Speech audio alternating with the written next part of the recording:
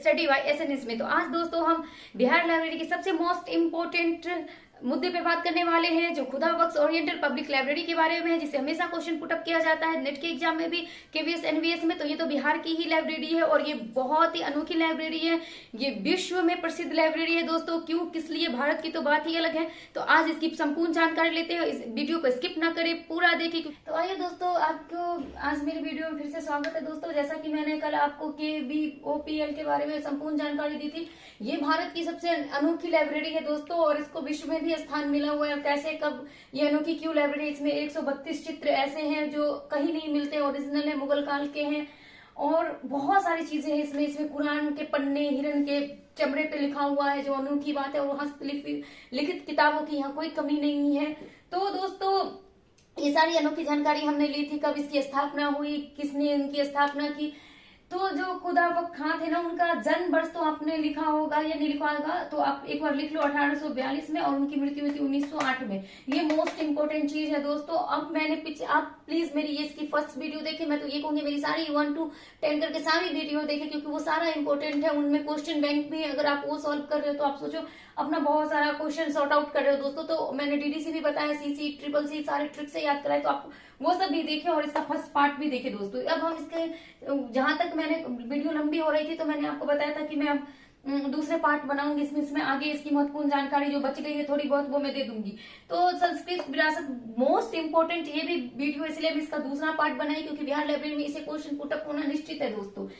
संस्कृति विरासत इसको क्यों माना जाता है दोस्तों? तो इसके पीछे बहुत ही महत्वपूर्ण रीजन है। जैसा कि मैंने बताया कि इसमें ऐसे ऐसे किताब है जिसमें ओरिजिनल चित्र राजा महाराजाओं के हैं, कुरान लिखी हुई है जो हिरन के चमड़े पे, और ऐसी बहुत सारी अनोखी बातें हैं, इसीलिए इसे संस्कृति विरासत माना जाता है दोस्तों। अब 2006 में इस पुस्तकालय की 4 पांडुलिपियों को भारत पांडुलिपि मिशन द्वारा विज्ञान निधि में शामिल किया गया। अब यहाँ से क्वेश्चन पुटअप होता है कि विज्ञान निधि में कब शामिल किया गया। यहाँ से 3 क्वेश्चन पुटअप हो सकते हैं दोस्तों, आप ध्यान से देखो। एक तो ईस्वी पूछ लेगा तो 2006 है, या फिर ऐसे पूछ लेगा 2006 में पुस्तकालय की कौन सी 4 पांडुलिपियों को विज्ञान निधि में शामिल किया गया, किसमें शामिल किया गया। तो इसमें ये हो जाएगा विज्ञान निधि में शामिल किया गया दोस्तों। मैं आराम से बोल रही हूँ, आप सुन के वीडियो स्किप ना करें, सारा लाइन इंपॉर्टेंट है। मैं बार बार कह रही हूँ, बहुत मेहनत से मैंने ये सारा ऑथेंटिक डाटा आपको बता रही हूँ, तो आप भी ध्यान पूर्वक सुने, अपने दोस्तों में भी शेयर करें। और देखिए दोस्तों, ये चारों जो बुक थी ना, इसको कौन कौन सी थी, अगर उसका नाम पूछ ले तो इसके नेम है दोस्तों किताब अल हशाई। भाषा कौन सी थी इसकी, तो अरबी थी। किताब अल तसरीफ, ये भी अरबी भाषा में थी दोस्तों। दीवाने हाफिज, ये फारसी में थी दोस्तों। एवं तारीखी एक खानदान तामुरिया, यही एक ऐसी बुक है ना दोस्तों, तारीख एक खानदान तामुरिया, जिसमें मैं बात कर रही हूँ कि 132 सुंदर चित्र राजा महाराजाओं के मुगल काल के इसमें शामिल है, जो हाथ से बनाए हुए ओरिजिनल पिक देखना ना, तो खुदा बख्श ओरिएंटल पब्लिक लाइब्रेरी आप चले जाइए और वहां मुगल काल के कई राजा महाराजाओं के आपको ओरिजिनल चित्र 132 मिल जाएंगे देखने को, और कुरान लिखा हुआ हिरन के चमड़े पे कई पन्नों मिल जाएंगे दोस्तों। तो ये बहुत मोस्ट इम्पोर्टेंट है। तामुरिया एक खानदानी तामुरिया, ये चारों पुस्तक जो है दोस्तों, ये विज्ञान निधि में शामिल किया गया। और ये जो तो ये वाला तारीख है,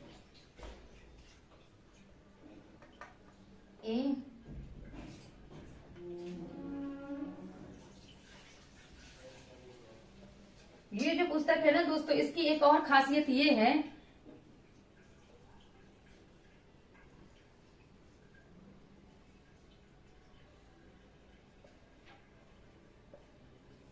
इसकी एक खासियत और है क्या दोस्तों, कि इसको मैंने बोला था ना कि ये भारत में नहीं विश्व में विख्यात होता। तारीख एक खानदान तैमूरिया को 2011 में, कब, ये भी पूछ सकता है दोस्तों कब, 2011 में इसको memorial of the world register में शामिल किया गया था दोस्तों।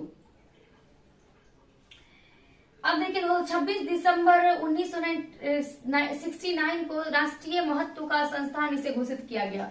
किसको किया गया, तो KVOPL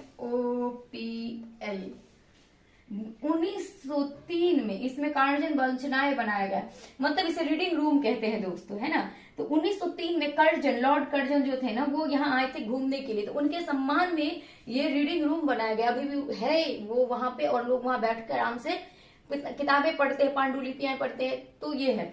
लेकिन अभी बिहार सरकार कह रही थी कि इसे तोड़ दिया जाए, लेकिन अभी टूटा नहीं है, लेकिन इसे कर्जन जी जो आए थे उनके सम्मान में कर्जन वाचनाएं बनाया गया था, रीडिंग रूम बनाई गई थी।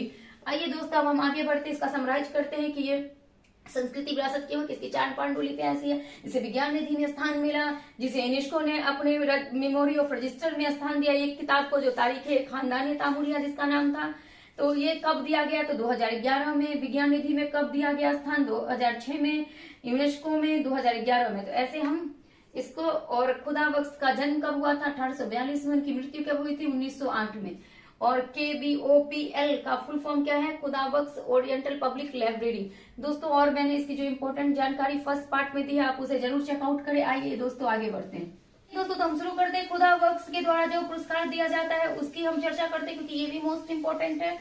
खुदा बख्श पुरस्कार का नाम खुदा बख्श पुरस्कार ही है दोस्तों, जो कि खुदा बख्श पुरस्कार जो प्रतिवर्ष किसी लाइब्रेरी के क्षेत्र में विषय विशेषज्ञ पर रचनात्मक कार्य करते हैं उन्हें दिया जाता है। ये मतलब ये पूछ लेंगे कि कितने वर्षों के गैप पे दिया जाता है, ये प्रति वर्ष दिया जाता है, लेकिन ये जरूरी भी नहीं है कि दोस्तों की प्रति वर्ष दिया ही जाएगा, जब कोई ऐसा काम करेगा तभी दिया जाएगा। ये कब शुरू हुआ था दोस्तों, तो 1992 में शुरू हुआ था, लेकिन पहली बार 1993 में दिया गया। ठीक है दोस्तों, तो यह पुरस्कार क्या इसमें इस पुरस्कार में दिया क्या क्या जाता है, तो ये प्रशस्ति पत्र एवं सभी औपचारिकताओं के साथ 1 लाख रुपए दिया जाता है दोस्तों। ठीक है, जो इसका भी प्रशस्ति पत्र एवं जो उसकी औपचारिकता होती है, जो इसमें इंक्लूडेड होता है, वो सारी चीजें मिलती है, और उसके साथ 1 लाख रुपए प्रोत्साहन राशि मिलती है। और ये फर्स्ट टाइम शुरू कब हुआ था, तो ये मैंने आपको पहले बता दिया, फर्स्ट टाइम 1992 में शुरू हुआ था, और 1993 में दिया गया ये। ठीक है दोस्तों, तो किसे दिया गया, तो श्री BN पांडे को राष्ट्रीय एकता के लिए अगस्त 1993 में तत्कालीन राष्ट्रपति डॉक्टर शंकर दयाल शर्मा द्वारा राष्ट्रपति भवन नई दिल्ली में प्रदान किया गया। अब यहाँ से क्वेश्चन बनता है, बहुत सारे क्वेश्चन बनते हैं दोस्तों। पहली बार पुरस्कार कब जारी किया गया, तो 1992 में। कब दिया गया, तो 1993 में। किसको दिया गया, तो श्री BN पांडे को। किसके लिए, तो राष्ट्रीय एकता के लिए रचनात्मक कार्य करने के लिए। कब दिया गया, तो अगस्त 1993 में दिया गया। किसके द्वारा दिया गया, तो तत्कालीन राष्ट्रपति डॉक्टर शंकर दयाल शर्मा के द्वारा दिया गया। कहाँ दिया गया, ये क्वेश्चन भी पुटअप हो सकता है, तो राष्ट्रपति भवन में दिया गया। राष्ट्रपति भवन कहाँ है, तो नई दिल्ली में है। ठीक है दोस्तों, अब देखो दोस्तों, KBOPL खुदा बख्श ओरिएंटल पब्लिक लाइब्रेरी द्वारा 7 विश्वविद्यालयों को अनुसंधान केंद्र के रूप में मान्यता भी प्राप्त है। इससे 7 विश्वविद्यालय जुड़े हुए हैं। ठीक है दोस्तों, तो ये हो गया आपका पार्ट 2। तो ऐसे मैंने खुदा बख्श ओरिएंटल पब्लिक लाइब्रेरी कंप्लीट किया, जिसमें मैंने आपको इसकी स्थापना, इसकी मुख्य बातें, इसमें क्या क्या अनोखी चीजें हैं, क्यों इसको इतना महत्व दिया गया है, ये कहाँ पर प्रतिस्थापित है, इससे क्या क्या क्वेश्चन पुटअप हो सकते हैं, ये सब बताया। अब आगे हम पढ़ेंगे बिहार की सार्वजनिक लाइब्रेरी कब घोषित हुई, कब ये पारित हुआ, कैसे ये आया, और बिहार सार्वजनिक पुस्तकालय के बारे में हम मोस्ट इम्पोर्टेंट जानकारी प्राप्त करते हैं। आइए दोस्तों आगे बढ़ते हैं। आइए दोस्तों हम शुरू करते हैं। अब हम आपको एक चीज बिहार लाइब्रेरी के बारे में बताएंगे कि बिहार लाइब्रेरी अधिनियम कब पारित हुआ। बिहार सार्वजनिक पुस्तकालय अधिनियम, जैसा कि इसे अधिनियम मैंने आपको पढ़ा दिया, वैसे एक वीडियो में पूरे 19 राज्यों में अभी तक लागू हो चुका है भारत में। तो 19 राज्यों का नाम और उसके सामने मैंने ईस्वी दे रखी है, तो आप वो वीडियो जरूर चेकआउट करें, तो आपका क्लियर हो जाएगा दोस्तों। तो जैसा कि आपको पता है कि बिहार में कब हुआ था, तो 2008 में सार्वजनिक पुस्तकालय अधिनियम आया था दोस्तों। इसमें अध्याय भी पूछ लेते हैं दोस्तों, तो इसमें अध्याय 6 है। कितना है दोस्तों, अध्याय 6 है। अब दोस्तों इसकी डिटेल जानकारी लेते हैं, क्योंकि बिहार लाइब्रेरी में से क्वेश्चन पुटअप होने के 100% चांस है।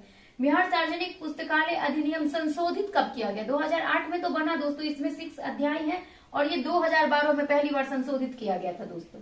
पारित कब हुआ, 17 अप्रैल 2008 को राज्यपाल से, 18 अप्रैल 2008 को गजट में, 23 अप्रैल 2008 को।